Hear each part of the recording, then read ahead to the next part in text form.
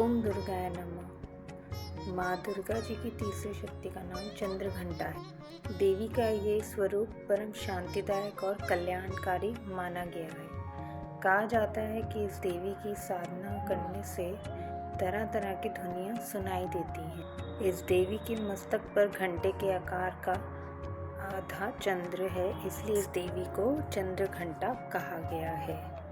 नवरात्रि के तीसरे दिन में हम पढ़ते हैं चौथा अध्याय, लेकिन उससे पहले चैनल को लाइक कर दीजिए, शेयर, कमेंट और सब्सक्राइब ज़रूर कर लीजिएगा।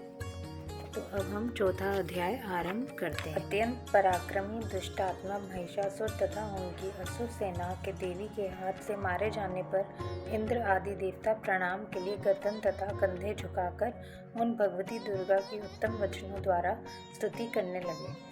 उस समय उनके अंगों में अत्यंत हर्ष के कारण रोमांच हो आया था।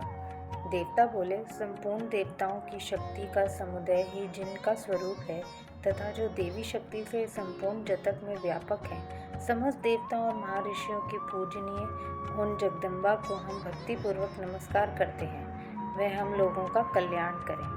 जिनके अनुपम प्रभाव और शक्ति का वर्णन करने की भगवान शेषनाग, ब्रह्मा जी तथा महादेव जी भी समर्थ नहीं रखते हैं, वह भगवती चंडिका संपूर्ण जगत का पालन और अशुभ भय का नाश करने का विचार करे। जो पूर्ण आत्माओं के घरों में स्वर्ग ही लक्ष्मी रूप से, पापियों के यहाँ दरिद्रता रूप से, विशुद्ध अंतकरण वाले पुरुषों के हृदय में लज्जा रूप से निवास करती है, उन आप भगवती दुर्गा को हम नमस्कार करते हैं। देवी विश्व का पालन देवी आपसे इस अगम रूप का, असुरों का नाश करने वाली महान पराक्रम तथा समस्त देवताओं और दैत्यों के समक्ष युद्ध के प्रकट किए हुए आपके अद्भुत चरित्रों का हम इस प्रकार वर्णन करें। आप संपूर्ण जगत की उत्पत्ति में कारण हैं। आप में सत, रज और तम ये तीनों गुण मौजूद हैं, तो भी दोषों का संसर नहीं जान पाते। आप ही सबका आश्रय स्थान है। ये समस्त जगत आपका अंशभूत है, क्योंकि आप सबकी आदिभूता, अव्यक्तता, पराग प्रकृति हैं। देवी संपूर्ण यज्ञों में जिसका उच्चारण से सब देवता तृप्ति लाभ करते हैं, वह स्वाहा, इसलिए आप ही हैं। इसके अतिरिक्त आप पितरों की भी तृप्ति का कारण हैं, इसलिए सब लोग आपको स्वधा भी कहते हैं। देवी जो मोक्ष की प्राप्ति साधन है, अचिंत्य महाव्रत स्वरूपा है, समस्त दोषों से रहित, जितेंद्रिय, तत्व को ही सार वस्तु मानने वाले तथा मोक्ष की कामना करने वाले मुनिजन जिसका अभ्यास करते हैं, वह भगवती पराविद्या आप ही हैं। आप शब्द स्वरूपा हैं, अत्यंत निर्मल त्रिदेवता यजुर्वेद और उद्गीत के मनोहर पदों के पाठ से युक्त साम वेद का ही धार आप ही हैं। आप देवी, त्रयी और भगवती हैं। इस विश्व की उत्पत्ति एवं पालन के लिए आप ही वार्ता के रूप में प्रकट हुई हैं। आप संपूर्ण जगत की घोर पीड़ा का विनाश करने वाली देवी, जिससे समस्त श्रेष्ठों का सार का ज्ञान होता है, वह मेघा शक्ति आप ही हैं। दुर्गम भवसागर में उतरने वाली नौका रूपी दुर्गा देवी भी आप आसक्ति शून्य हैं। केटक के शत्रु भगवान विष्णु के वृक्ष स्थल में एकमात्र निवास करने वाली भगवती लक्ष्मी तथा चंद्रशेखर द्वारा सम्मानित गौरी देवी आप ही का मुख मंद मुस्कान से सुशोभित निर्मल पूर्ण चंद्रमा के बिंब का अनुकरण करने वाला और सुवर्ण की मनोहर कांति से कामनीय है। तो उसे भी देखकर महिषासुर को क्रोध हुआ और सहसा उसने उस प्रकार किया। ये बड़े आश्चर्य की बात है, क्योंकि क्रोध पूरित यमराज को देखकर भला कौन जीवित रह सकता है। देवी आप प्रसन्न हो। परमात्मा स्वरूप आपके प्रसन्न होने पर जगत का अभ्युदय होता है, और क्रोध से भर जाने पर आप तत्काल ही कितनों कुलों का सर्वनाश कर डालती हैं। ये बात अभी अनुभव में आई है, क्योंकि महिषासुर की ये विशाल सेना क्षण भर में आपको क्रोध से नष्ट हो जाएगी। सदा अभ्युदय प्रदान करने वाली आप जिन पर प्रसन्न रहती हैं, वे ही देश में सम्मानित हैं। उनको ये धन और कीर्ति की प्राप्ति होती है। कभी शिथिल नहीं होता तथा वह अपने स्वस्थ स्त्री, पुत्र और भृत्यों के साथ भाग्यवान माने जाते हैं। देवी आपकी ही कृपा से पुण्यात्मा पुरुष प्रतिदिन अत्यंत श्रद्धापूर्वक सदा सब प्रकार के धर्मानुकूल कर्म करता है और उसके प्रभाव में स्वर्ग लोक में चला जाता है। इसलिए आप तीनों लोकों में निश्चय ही अभीष्ट फल देने वाली हैं।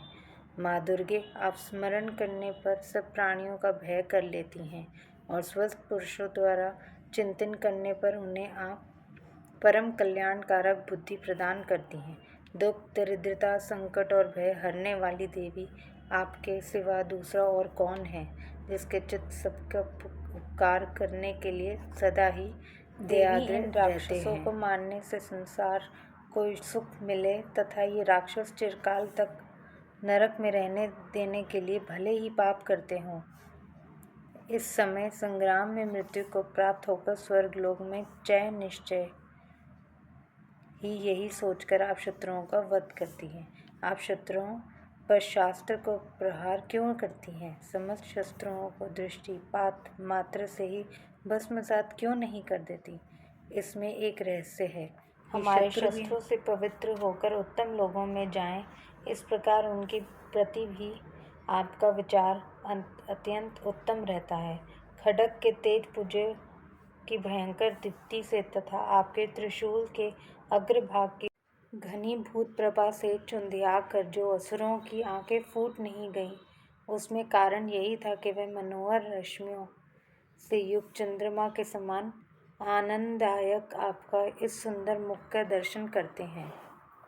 देवी, आपका शील दुराचारियों के बुरे बर्ताव को दूर करने वाला है। साथ ही ये स्वरूप ऐसा है कि कभी चिंतन में भी नहीं आ सकता और जिसकी कभी दूसरों से तुलना नहीं हो सकती है। आपका बल और पराक्रम उन नाश करने वाला है जो कभी देवताओं के पराक्रम को भी नष्ट कर चुके थे। इस प्रकार आपने शत्रुओं को भी अपनी दया की प्रकट की है। वरदायिनी देवी, आपके इस पराक्रम की किसके साथ तुलना हो सकती है तथा शत्रुओं को त्रस्त करने वाला एवं अत्यंत मनोहर ऐसा रूप भी आपके सिवा और कहाँ है? हृदय में कृपा और युद्ध में निष्ठुरता, ये दोनों बातें तीनों लोकों के भीतर केवल आप ही में दिखाई देती हैं। हे माता, आपने शत्रुओं का नाश करके त्रिलोकी की रक्षा की है। उन शत्रुओं को भी रणस्थली में मारकर स्वर्ग लोक में पहुंचाया है तथा उन्मत्त दैत्यों से प्राप्त होने वाले हम लोगों को भय से दूर किया है। आपको हमारा नमस्कार है। देवी, आप शूल से हमारी रक्षा करते हैं। जगतघात खड्ग से हमारी रक्षा करें तथा घंटा की ध्वनि और धनुष की टंकार से भी आप हम लोगों की रक्षा करें। चंडिके, पूर्व, पश्चिम और दक्षिण दिशा में आप हमारी रक्षा करें तथा हे ईश्वरी, आपके त्रिशूल को घुमाकर आप उत्तर दिशा में हैं हमारी रक्षा करें। तीनों लोकों में आपके जो परम सुंदर एवं अत्यंत भयंकर रूप विचरते रहते हैं, उनके द्वारा भी आप हमारी तथा इस पृथ्वी की रक्षा करें। अंबिके, आपके कर कमलों में शोभा पाने वाली खड्ग, शूल और गदा आदि जो जो अस्त्र हों, उन सबके द्वारा आप सब ओर से हम लोगों की रक्षा करें। ऋषि बोले। इस प्रकार देवताओं ने जगदम्बा दुर्गा की स्तुति की और नंदन वन के दिव्य पुष्पों एवं गंध, चंदन आदि के द्वारा उनका पूजन किया। फिर सबने मिलकर जब भक्ति भाव दिव्य धूपों की सुगंध निवेदन की, तब देवी के प्रसन्न वंदन होकर प्रणाम करते हुए सब देवताओं से कहा। देवी बोली, देवताओं, तुम सब लोग मुझे इस जिस बात की कामना करते हो उसे मांगो। देवता बोले, भगवती ने हमारे सब इच्छा पूर्ण कर दी हैं, अब कुछ भी बाकी नहीं है क्योंकि हमारा ये मारा गया। महेश्वरी, इतने पर भी आप हमें और वर देना चाहती हैं तो जब जब आपका स्मरण करें तब तब आप दर्शन देकर हम लोगों के महान संकट निवारण कर दिया करें। तथा प्रफुल्ल वंदन अंबिके, जो मनुष्य इन स्तुतियों द्वारा आपकी स्तुति करे उस धन संपत्ति और ऐश्वर्य देने के साथ ही उसकी धन और स्त्री आदि संपत्ति भी बढ़ने के लिए आप सदा ही प्रसन्न रहें। ऋषि कहते हैं, हे राजन, देवताओं ने जब अपनी तथा जगत के कल्याण के लिए भद्रकाली देवी को इस प्रकार प्रसन्न किया तो वह तथास्तु कहकर वहीं अंतर्धान हो गई। हे भूपाल, इस प्रकार पूर्व काल में तीनों लोकों का हित चाहने वाली देवी जिस प्रकार देवताओं के शरीर से प्रकट हुई थी, वह सब कथा मैंने कह सुनाई। अब पुनः देवताओं का उपकार करने वाली वह देवी असुरों तथा शुंभ निशुंभ का हनन करने एवं सब लोगों की रक्षा करने के लिए गौरा देवी शरीर के जिस प्रकार प्रकट हुई थी, वह सब कथा मेरे मुंह से सुनो। मैं उसका तुमसे वर्णन करता हूँ। चौथा अध्याय यहीं पे समाप्त होता है। अब हम माँ दुर्गा के मंत्र की जाप करते हैं।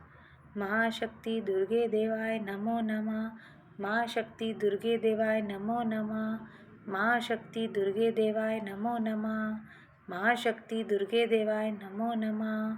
महाशक्ति दुर्गे देवाय नमो नमः।